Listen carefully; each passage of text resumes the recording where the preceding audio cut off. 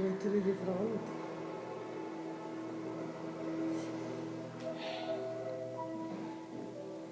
Tutto bene, Giulia? Ci siamo quasi. Forza.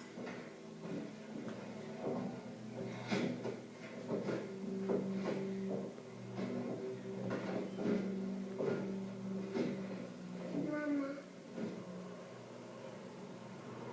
non voglio andare là fuori.